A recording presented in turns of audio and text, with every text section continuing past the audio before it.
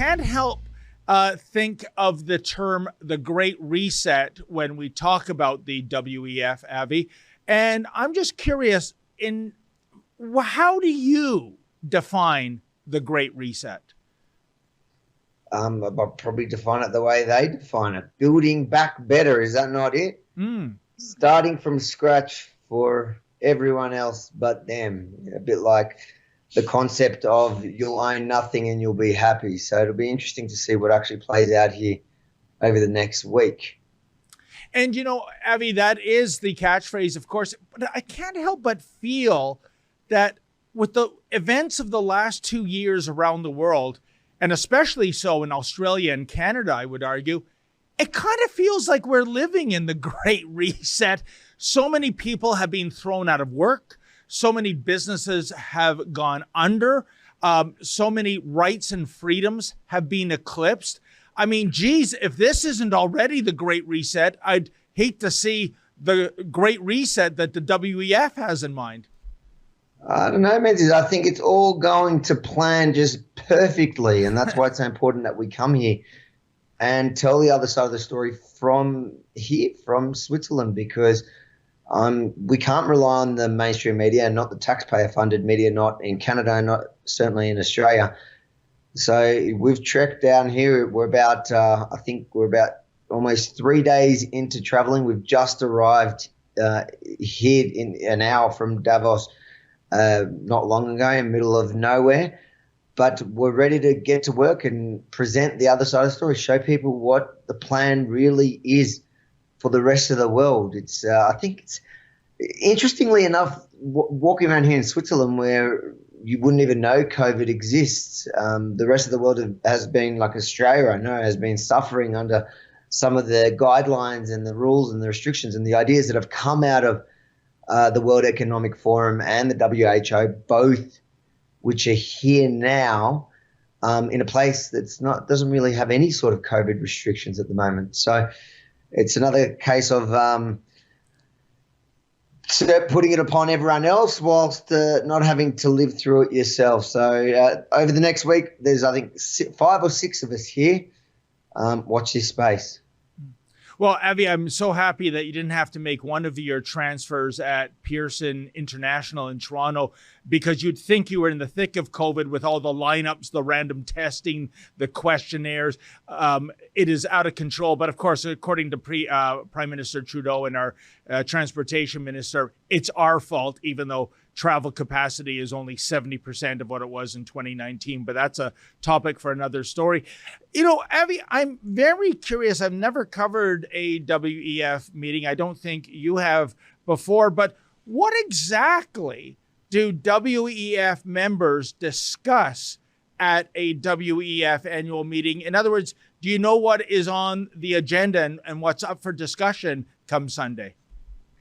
Well, we know with the WHO, which is also holding at the same time the meeting about the pandemic treaty, where they essentially want to control the rest of the world, and because they did such a great job of getting everything right at every step of the way during COVID, so now they want to ensure that next time we absolutely listen to everything they say, and there's no way out of it.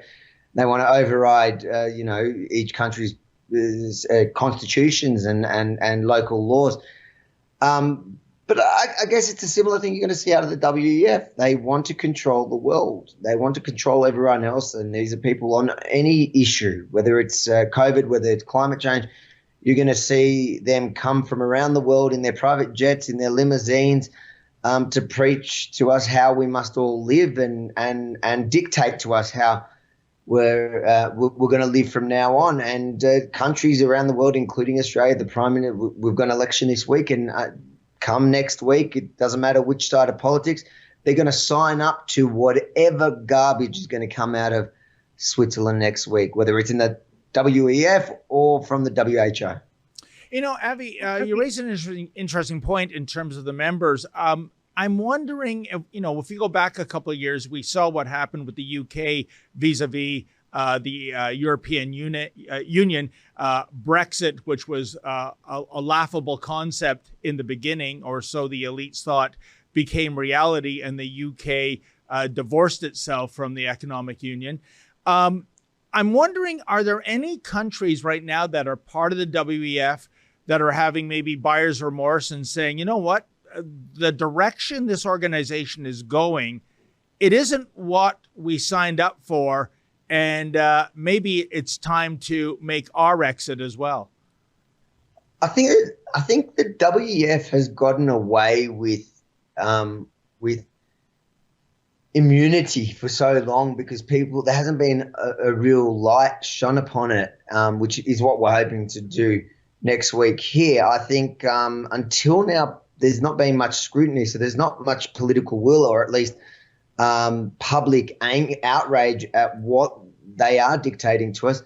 I think we are going to see what you're talking about more with the WHO in a more immediate future, especially, we're going to see countries or at least populations talk about leaving the WHO, the UN. And that's the thing, we're all member states of the WHO. The WEF is a little bit differently how it operates. It's more of a private, exclusive club that every prime minister and every president and of every persuasion seems to want to be a member of on a personal level and have a platform there. The WHO, though, as each country, we're all members of it, and now they want to up the ante with regards to that membership. I'm hoping that next week we see with Australia specifically that balance of power in the election is shifted to freedom-focused independence, and we've been covering a lot of that in Australia over the past few weeks with our special AusDecides.com project. But we've seen that there is a shift, and a lot of those candidates have talked about exiting the WHO or even the UN. So it will be interesting with regards to Australia.